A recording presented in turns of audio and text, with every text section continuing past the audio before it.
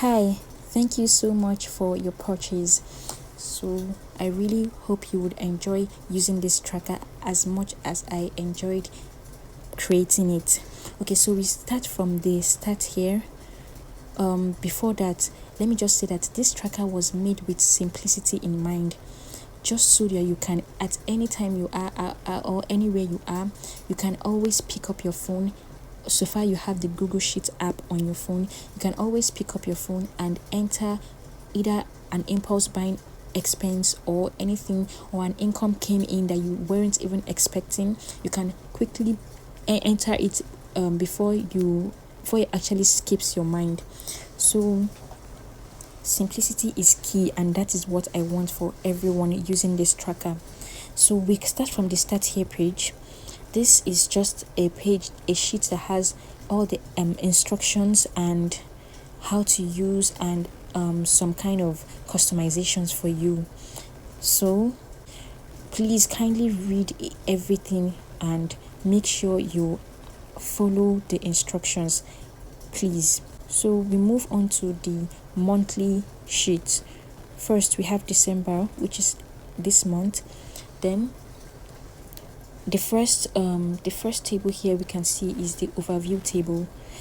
The overview is simply the summary of everything on this tracker. The total income, we have the total income, we have the total expenses, that's the total income you earned that month. We have your total expense, that's the total expense you actually incurred that month. Then we have the savings, that is the amount that you saved for that particular month. And we have the debt. The debt is the remaining amount that you need to pay.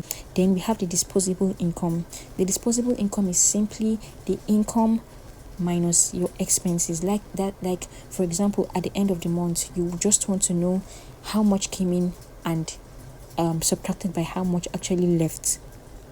I hope you understand. How much came in minus how much actually left your income. So let's move to the income table, which is the first table here. First, you fill in your dates, just easy filling in your dates. Let's say we are doing 3/3/2022 or 2020. You can see it fills its format to a date format immediately. Then you have the description, your income, where did the income actually come from, you fill it in here. Then all this can be edited by you. You do not have any problem in editing. I forgot to mention, you shouldn't edit the overview table. Please do not touch the overview table. So we move on to the expected amount. The expected amount is the amount that you're actually expecting from that income for that particular month. And then the actual amount, which is here, the actual amount is the amount you got from that income. Like you're expecting so amount, but you actually got another amount. So we have the totals for the both of them also, just so that you would have an idea of how much you're expecting and how much you actually got, so you can work better next month. So we move on to the expense table, which is the very much important table. We have the date first. Put in your date, your category. You can type maybe you want cake, or although I won't advise that, I think you should put the most important things, because some people might say, okay, this particular table is just too small for them to put in the amount of expenses they have. But I feel, just so we don't complicate things, we should try to limit it. What you can do in that case is for you to, for example, vacation, you have other things to add on there. Instead of adding so many things instead of adding so many things, so many categories that actually alike. If they actually alike, what you can do is, for example, this vacation, you can double click on it, and then you can click on add notes. You can always add a note to any of the cells. So you can see, okay, this vacation I spent on transportation, and you can add in details any notes that you want to add in details. So once you add it there, let's see, let's actually add it. Let's say transportation to Lagos, and you can even add the exact amount if you want to, and then you say okay. you can see there's a little black mark over there that you know that okay, you've added a note to this particular expense. So next, you should actually have a budget when you're trying to track your spendings, or when you're trying to use a budget tracker. You should always have a budget that you would use to track against your expense, because if you're just tracking without having a budget initially, it's just like you are blind tracking, or how do I call it. So you should always have a budget. Once you come into your tracker every month, at the beginning of the month, you should write how much you actually want to spend. For example, on healthcare, you want to spend only 30,000, and that's how much you want to spend on healthcare or anything. Then let's move to the week one. Week one is how much you spent in week one of that month. Let's say, for example, you spent 10,000 naira. So if, for example, maybe on the first day you spent 10,000 naira, and the second day you spent another 2,000 naira, all you need to do is come and edit it yourself here and edit it to 12,000 naira. I hope you understand. Then week two, you do the same thing. You add how much you spent and how much, and any amount that you actually spent in addition to how much you wrote there before. You do the same for week three, do the same for week four. So please do not alter the actual column. Do not alter the actual column. Do not edit the actual column. This column is already pre-calculated with formulas. Please, this is the actual column. Do not edit the actual column. It's in gray. Thank you. So now the difference column also should not be edited. Difference column should not be edited. These are pre-calculated columns. Actual column simply tells the amount that you actually spent. Okay, you have a budget, but how much do you actually spend that month? That is what the actual column explains. It sums up how much you have spent for the week 1 to week 4 and tells you how much you spent actually that month. Then the difference is how much do you budget and how much do you actually spend. If the amount you actually spent is more than your budget, then it will be in red, and that means you have to check yourself. You have to check your spendings. You have to check your spendings for the next month also, and make sure that you achieve green all through. Is it that you achieve green all through, or you achieve just blank? Because if the amount you budgeted is actually the amount you spent, then it will be in white. It will be in white, just like how you're seeing all these zeros in white. It will be in white. So the total amount of the difference also, if it is in green, then you know that even after everything for that month, for all your expenses, you know that you still did not spend more than you budgeted for. So I hope that is really clear. Let's move on to the debt repayment table.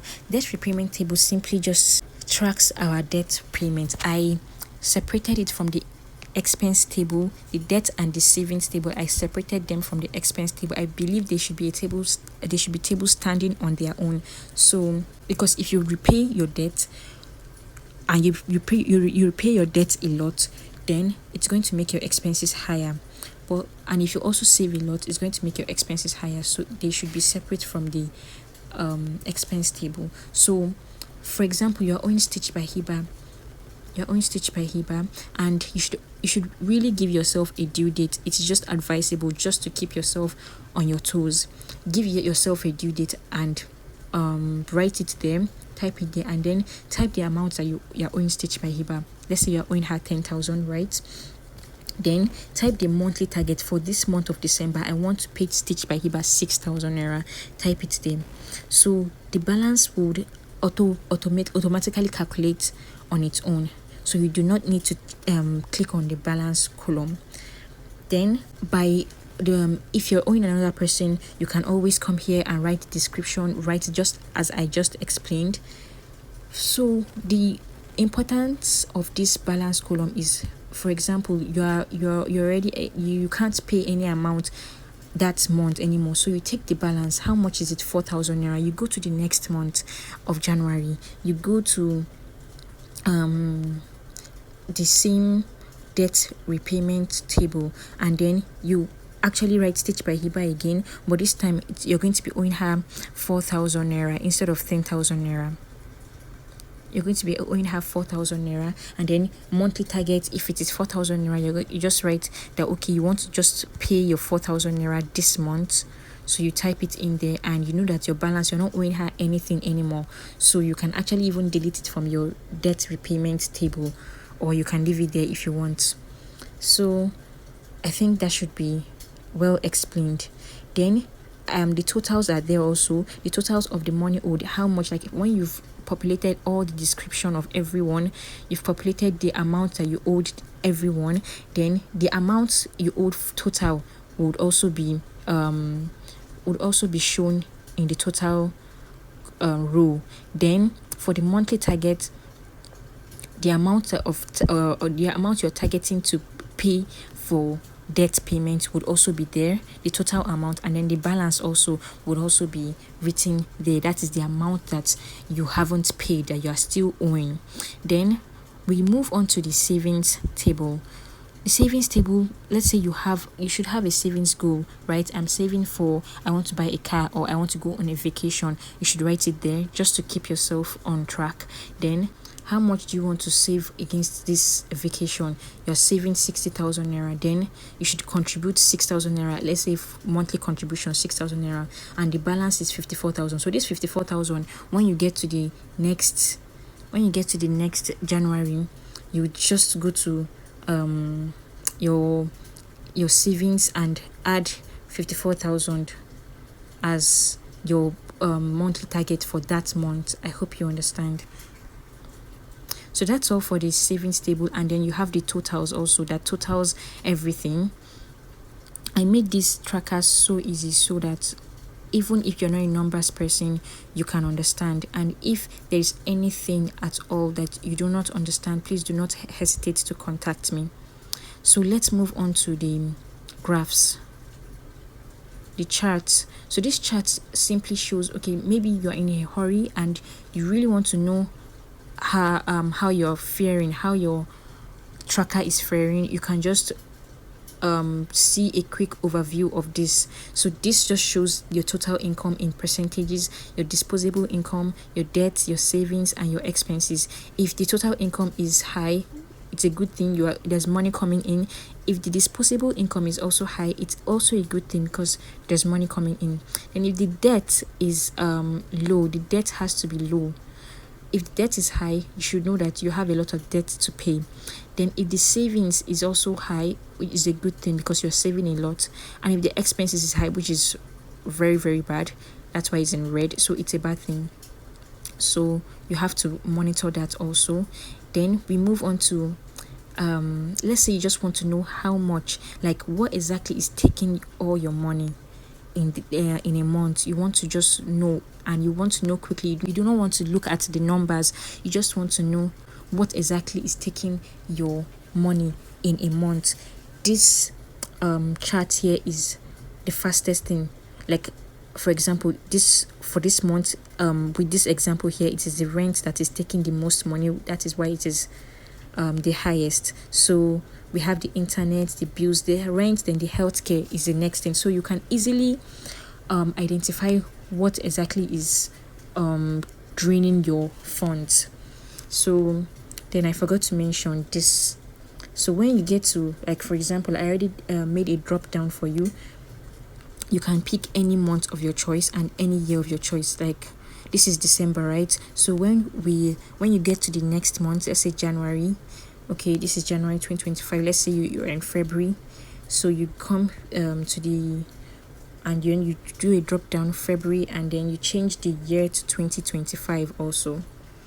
So I think that is the end of my explanation. I hope you understand every single detail very well.